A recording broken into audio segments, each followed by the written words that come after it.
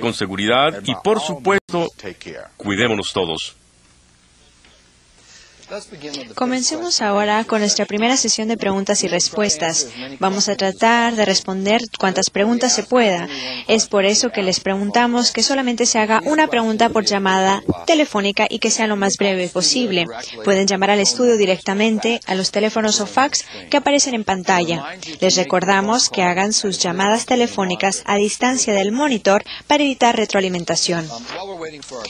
Al esperar nuestra primera llamada, yo quisiera hacerte una pregunta, Bob. Yo hace poco estaba en la Ciudad de México y yo estaba anonadado de todas las precauciones de seguridad que ciertas personas toman de forma individual en su vida cotidiana.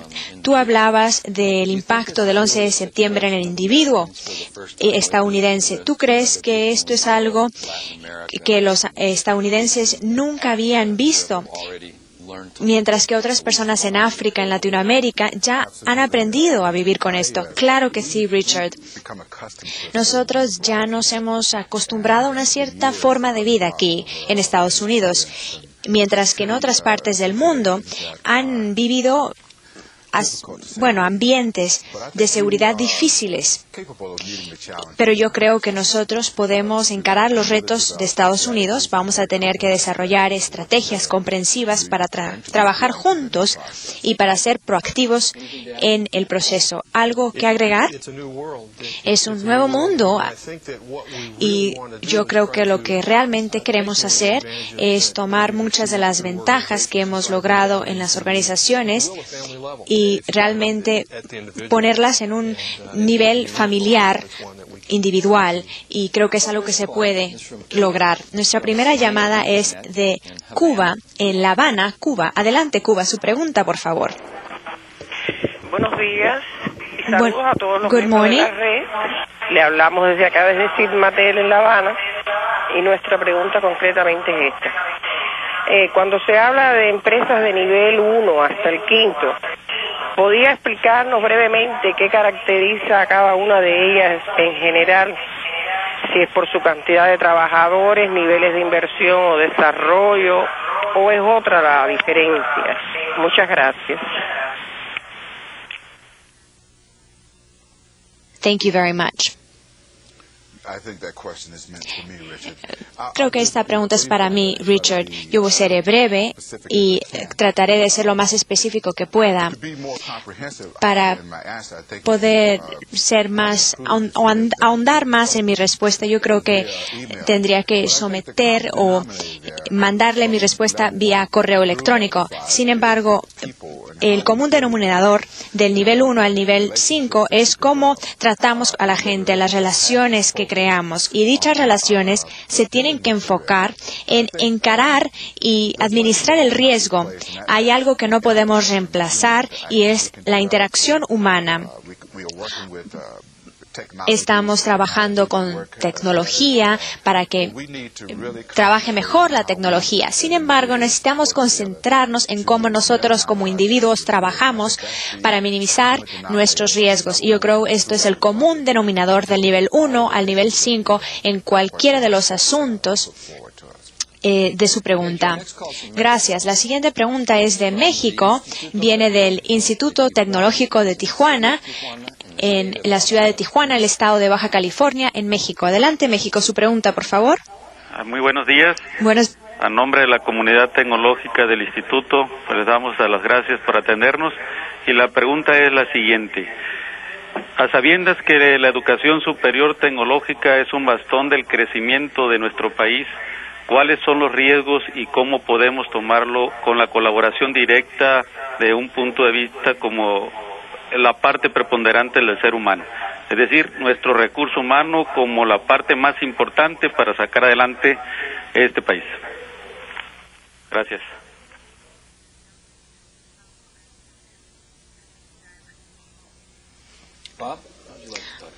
Bob, ¿quieres hablar un poco de eso? Y Dan, también te daré la oportunidad.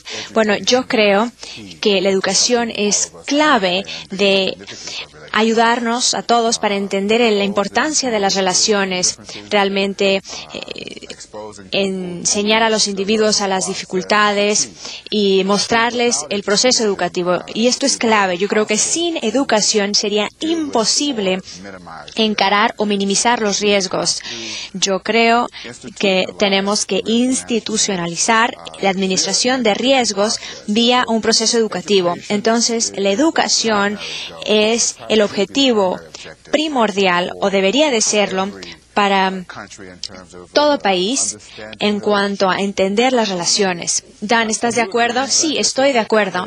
Y yo creo que las instituciones de educación avanzada deben de ser el vehículo, sino uno, pero el vehículo primordial a través del cual las personas pueden entender los riesgos que tienen que encarar los negocios o las instituciones.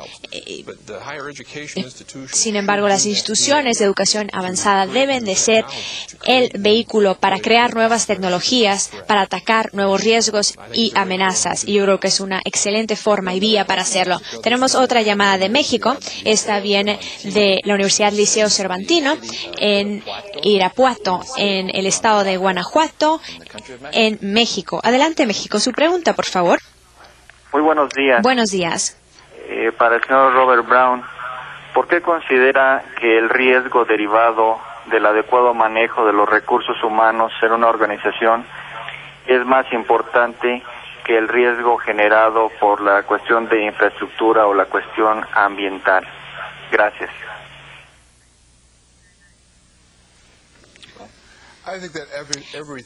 Yo creo que todo se origina de cómo interactuamos entre nosotros. Las personas son el común denominador para poder lidiar con todos los otros riesgos. Por ejemplo, si no se tiene una relación donde las personas entienden la importancia de un impacto medioambiental, entonces no hay una forma de lidiar con eso. No podemos esperar que las máquinas lo hagan por nosotros.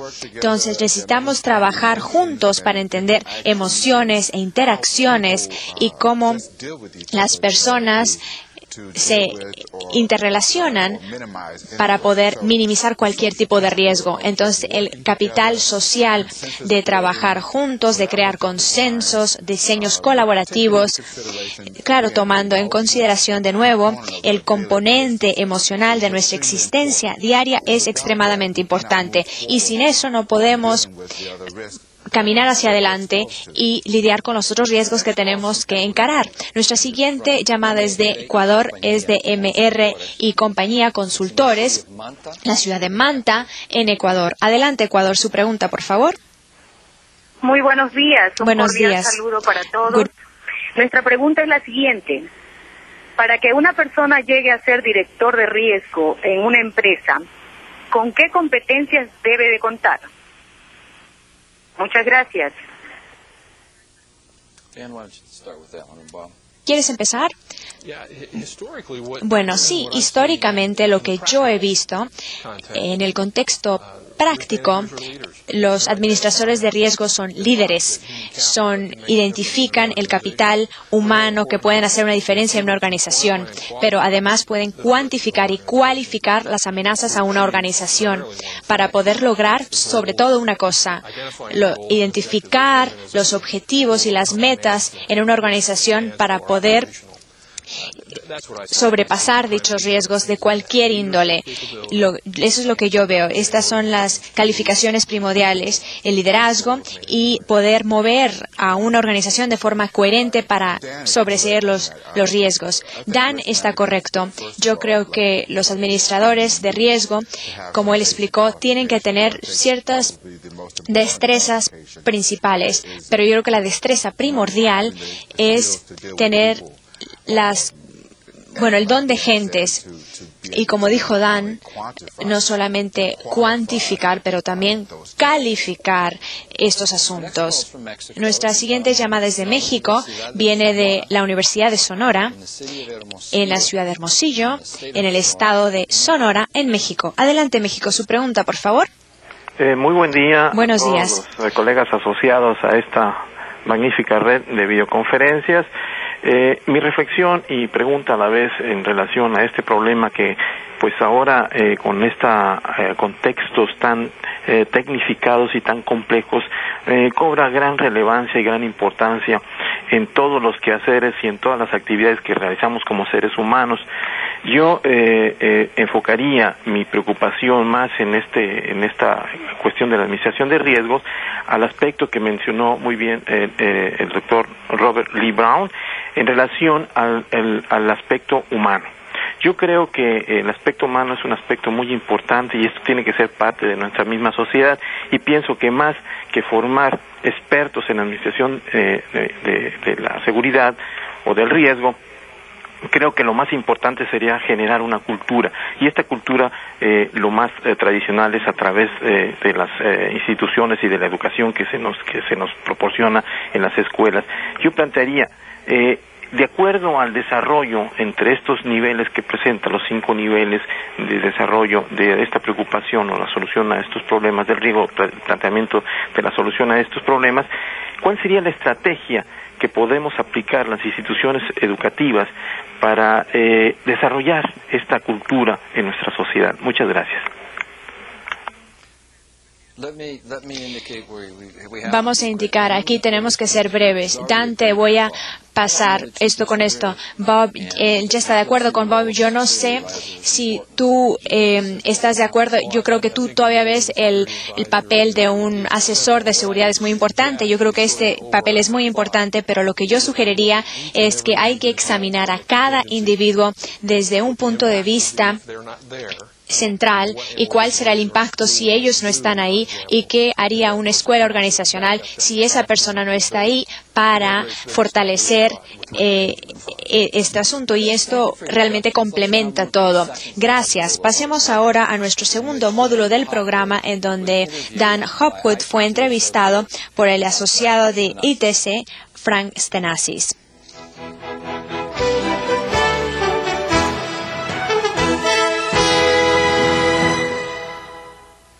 Dan, es un placer verte de nuevo. Bienvenido.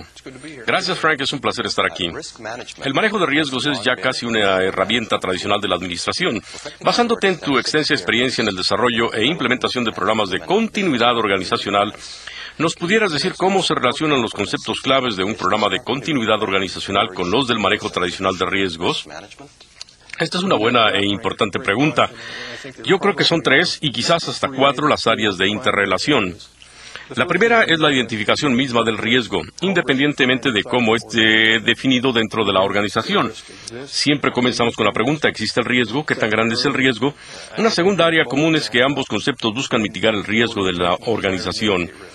En otras palabras, ambos esfuerzos buscan reducir las probabilidades de que se manifieste un riesgo y tratan de reducir la magnitud de este. Finalmente, y quizás la más importante desde mi perspectiva, es la del desarrollo de planes de contingencias, es decir, diferentes formas de atacar un riesgo al identificarlo en su fase de manifestación, cuando comienza a aparecer. En ambos casos se busca contar con planes alternos para atender cada riesgo importante y reducirlo a su nivel más bajo posible, ya sea un peligro natural como un huracán o un incidente de violencia en el trabajo. And reduce it to its lowest possible level. Yes. Muy bien. ¿Qué rol juega la planeación de continuidad organizacional dentro del esfuerzo estratégico general de una organización? Me gustaría ver que un mayor número de organizaciones pensara sobre el concepto de continuidad organizacional al formular estrategias y planes. Si definimos el concepto de estrategia como la aplicación de enfoques y formas para desarrollar una organización y crearle nuevos mercados, el concepto de continuidad organizacional es en realidad una táctica, es decir, es la aplicación táctica de una estrategia. O sea que aquí estamos hablando de la fase de implementación de cómo atacar el riesgo, de crear planes para que cuando su organización enfrente problemas de tipo humano, técnico y demás, tenga soluciones para ellos. Esto significa que en esa planeación estratégica usted se baje 2 o 3 niveles para crearle un colchón de protección a su organización. Se requiere un plan de continuidad organizacional específico para cada tipo de riesgo que nos presentaron en el módulo anterior. Quisiera contestar esto con un sí y un no a la vez. El no implicaría que se debe siempre tener un plan integral de continuidad organizacional, es decir, un camino muy claro sobre el cual transitaría la organización cuando algo ocurra. Ese algo sería cierto riesgo o problema en particular. La respuesta sí es relevante también porque cada riesgo tiene su propia naturaleza.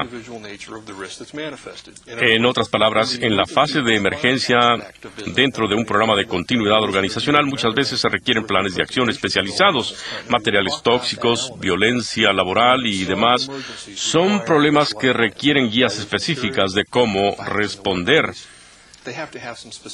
En el nivel de actuación, muchos casos serán diferentes, pero siempre debemos tener un plan general que impulse a la organización en su conjunto cuando ocurra cualquier incidente. Ahora bien, hablando de modelos de negocios y procesos productivos, estos se hacen más complejos cuando se crean relaciones con socios, proveedores y logística en red.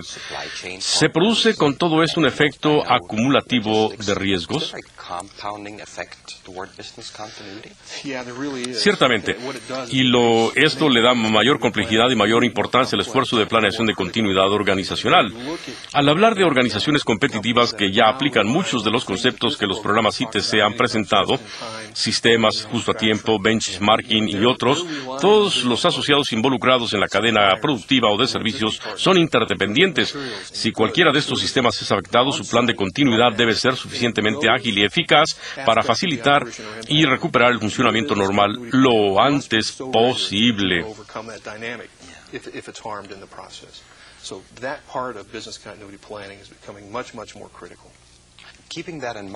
Tomando esto en cuenta, ¿por qué el aspecto logístico nos genera ahora tanta preocupación dada la globalización de nuestras organizaciones y qué papel juega en esto el concepto de continuidad dinámica?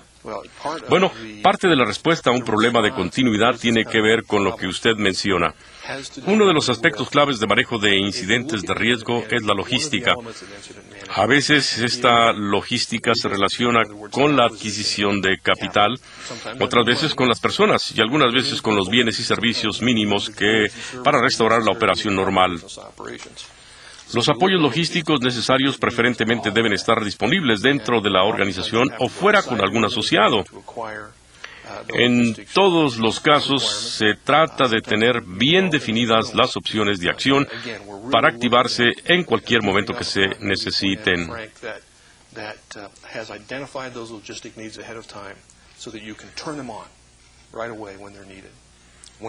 Cuando hablas de sistemas, ¿te estás refiriendo al enfoque de sistemas aplicado al concepto de continuidad organizacional o te refieres a los sistemas operativos que en realidad impulsan la productividad en la organización? Bueno, los sistemas operativos impulsan a la organización y muchas veces son un riesgo.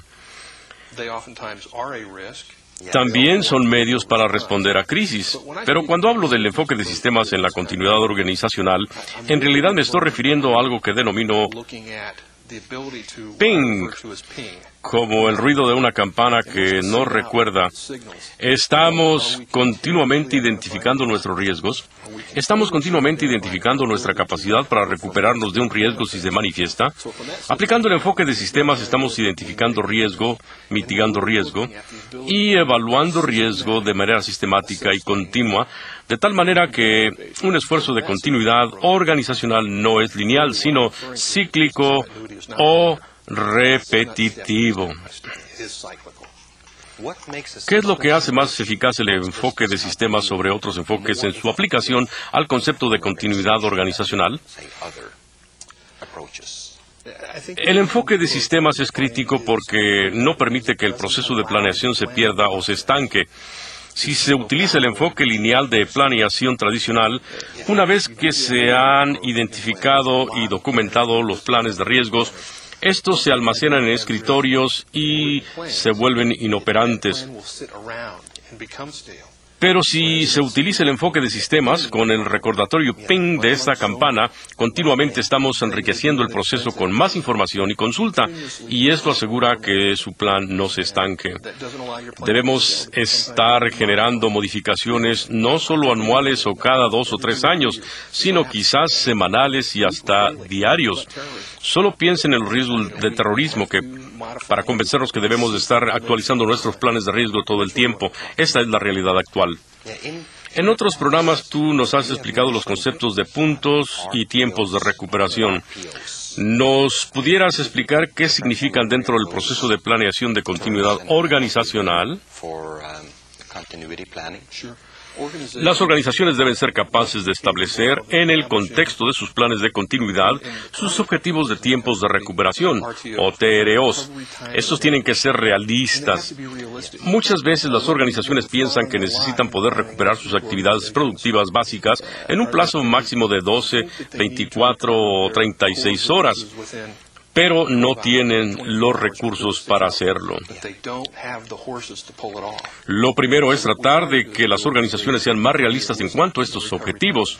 Por otro lado, los PROs son los puntos estratégicos desde donde deben iniciarse las acciones de recuperación. Con estos dos conceptos claramente establecidos, la organización sabe cuándo y en dónde iniciar su plan de recuperación para cumplir con sus compromisos. Compliance issues and those types of factors. ¿Nos podrías explicar por qué una organización tiene que preocuparse por todo esto de planeación de continuidad? ¿No es más práctico crear planes de negocios, predecir contingencias y luego crear reservas económicas para absorber los costos de esas contingencias? Sí, pueden hacerlo. El desarrollo de planes de negocios y las predicciones de interrupciones son en realidad parte de la planeación de continuidad. Lo de crear reservas o pólizas de seguros para cubrir costos es algo cada vez más difícil de calcular y manejar. El enfoque de continuidad organizacional intenta establecer planes de contingencia y recuperación para mantener el funcionamiento productivo a ciertos niveles mínimos para poder desde ahí recuperarse, reduciendo la necesidad de depender y utilizar pólizas de seguros o reservas, controlando mejor los costos. La realidad ahora es que cada vez se hace más difícil y accesible obtener ciertas coberturas de seguros, como por ejemplo los costos de interrupción de un negocio. Por esto, nuestra propia planeación de continuidad será cada vez más importante.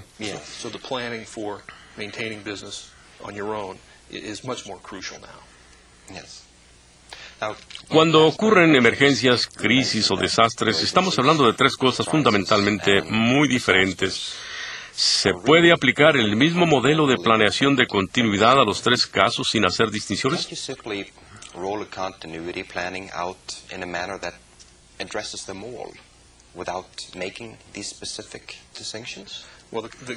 Bueno, un buen plan de continuidad debe incluir los 3 casos.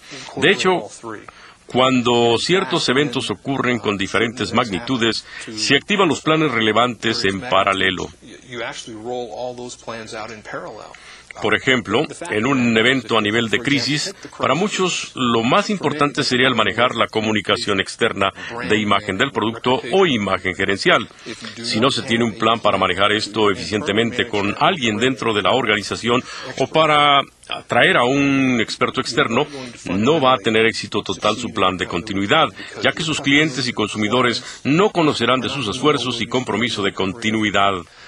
Un plan de recuperación específico pudiera no contemplar todos los posibles problemas de un evento, pero en la práctica se activan varios planes ya formulados para tratar de abarcar el espectro más amplio posible de impactos. Entre mayor magnitud tenga el evento, se hace más importante este enfoque.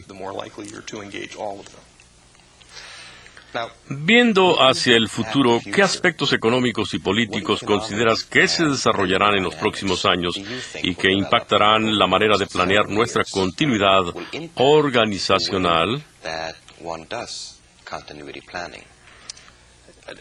Yo creo que vamos a tener que hacer ciertas cosas ya no como opción, sino por obligación. Tomemos, por ejemplo, el caso de muchas de las grandes empresas líderes de Estados Unidos, tales como WorldCom, Enron, Emclon y otras. Muchas de ellas, antes consideradas el estándar de su ramo, están batallando por sobrevivir. Así es que, por el lado de riesgo financiero, muchas organizaciones antes exitosas van a tener que validar nuevamente ante sus clientes, accionistas y agencias reguladoras que tienen capacidad de continuidad y seguridad de servicio. Y de hecho, muchas de estas validaciones van a ser obligatorias, reglamentaria y políticamente. Así es que este es un buen momento para iniciar un primer esfuerzo de planeación de continuidad dentro de nuestra organización. En cualquier parte del mundo o sector de negocio, pues más temprano que tarde será obligatorio. ¿Tú crees que esta será una tendencia global? Por el lado económico, sí. Pensemos en los riesgos que enfrenta una empresa que se inicia o cualquier organización en un país en desarrollo. Lo mejor que pueden hacer es tener planes de continuidad listos para operar. De no tenerlos, la opción es contar con suficiente apoyo económico de reserva en forma de capital, líneas de crédito, pólizas de seguro, y estos pudieran no ser accesibles. La única opción va a ser el que tengamos una estrategia permanente para manejar y mantener nuestro negocio con mayor seguridad. ¿Te parecería que la capacitación y la educación son elementos esenciales de una buena planeación de continuidad de negocios?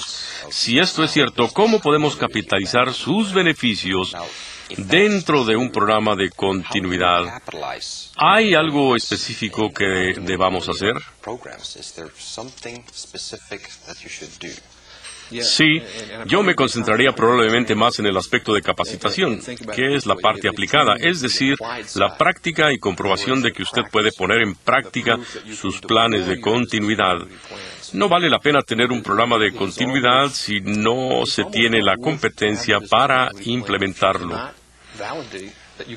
Por lo tanto, yo creo que la capacitación no solo es esencial, sino obligatoria. Yo recomendaría además que las organizaciones prueben periódicamente la implementación de sus planes, especialmente su capacidad de respuesta a emergencias. Dependiendo de la naturaleza del evento, las personas que respondan a esa emergencia deben ser capaces de cumplir con ciertos requerimientos mínimos de desempeño. No sabremos dónde estamos hasta que no lo practiquemos, y este es el elemento clave de la capacitación. ¿Quién debe ser el responsable de esto en una organización? Es más, ¿quién debe ser el responsable y dueño del plan de continuidad de negocios? Bueno, aplicando el enfoque de sistema sería fácil decir que todos deben ser los responsables y dueños, pero yo creo en liderazgo. Esto no quiere decir que el presidente o el director general deba ser el responsable, pero sí debe entenderlo muy bien y debe participar. Todo depende del tipo de organización. Si es una organización impulsada por sus metas financieras, quizás el director financiero debería